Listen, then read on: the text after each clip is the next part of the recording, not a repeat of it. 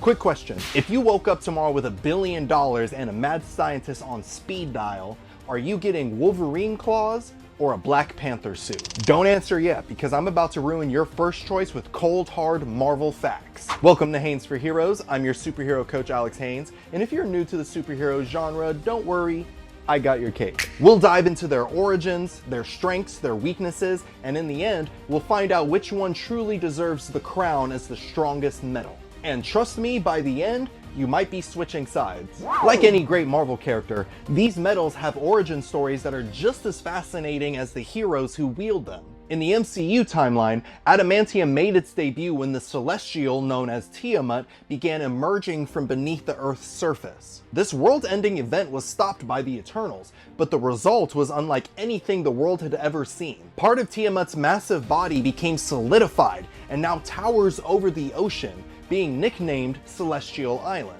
The United States, under the leadership of President Thaddeus Ross, sent a team of scientists to study this strange new formation. And what they discovered was a metallic element that was unlike anything they've seen on Earth. This new substance was named Adamantium and quickly declared as the strongest metal on Earth. Now, Vibranium's history stretches much further back.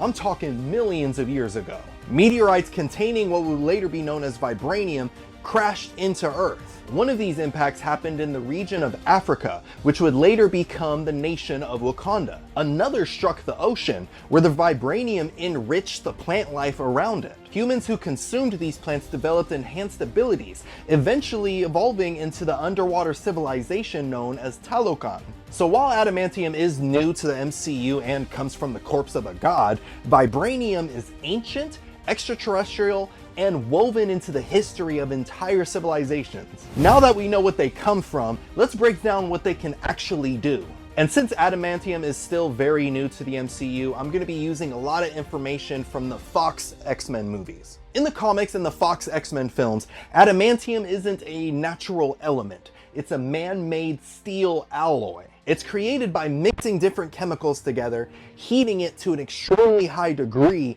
then casting the molten result into the desired shape. And this is a one-time opportunity because once adamantium cools, it becomes a solid, unbreakable metal. A single mistake during creation can ruin the entire batch, which is why adamantium is considered one of the rarest and most valuable metals in the Marvel Universe. Vibranium, on the other hand, is a naturally occurring metal.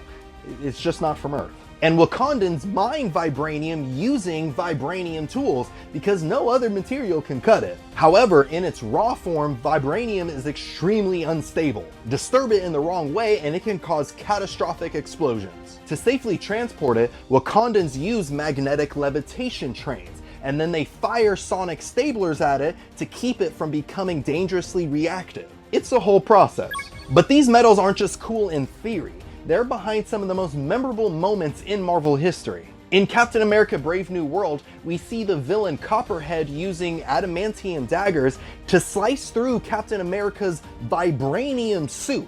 But adamantium's most iconic use by far belongs to Wolverine, whose entire skeleton is coated with adamantium. This makes him practically unbreakable and gives him claws that can cut through anything. It's this combination of adamantium and Wolverine's healing factor that makes him one of Marvel's most deadliest fighters. Vibranium, on the other hand, has a much wider presence in the MCU. Captain America's shield is famously forged from it, giving him incredible defense and the ability to ricochet it like a frisbee of justice. The body of the Vision was also made by Vibranium, allowing him to survive against even the toughest opponents from the Marvel Universe, for the most part. But perhaps its most iconic use is the Black Panther suit. Not only is it bulletproof, but it can also absorb kinetic energy from attacks and unleash it with a devastating counterblast.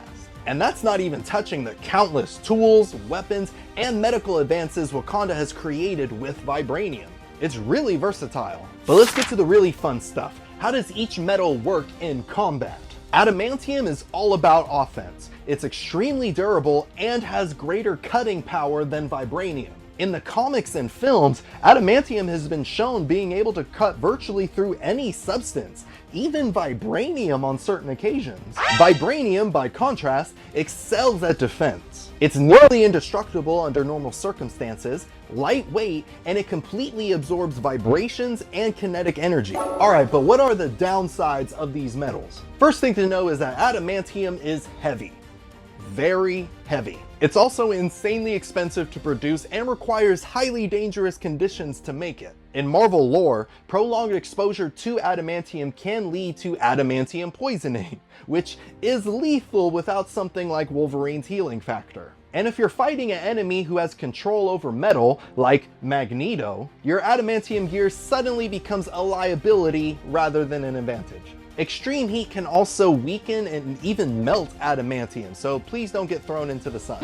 Vibranium, though, is much lighter and more adaptable, but it's not without its weaknesses either. Sonic-based attacks, like the arm cannon belonging to the supervillain Claw, can completely destabilize Vibranium, practically making it useless. We've also seen Vibranium break under extreme force, like when Thanos ripped the Mind Stone right out of the Vision's forehead, or again when Thanos shattered Captain America's shield. If you're using Vibranium, you should probably stay away from Thanos. So which one should you pick? If you want pure offensive power and the ability to cut through almost anything without worrying about breaking, adamantium is your clear winner. But if you want defense, versatility, and the ability to adapt to almost any situation, then vibranium is the way to go. But I want to hear from you. If you could only pick one metal, which are you choosing, adamantium or vibranium? Let me know down in the comments below. And if you enjoyed this video and you want to see more, go ahead and pop your claws at the like button, subscribe to Haynes for Heroes,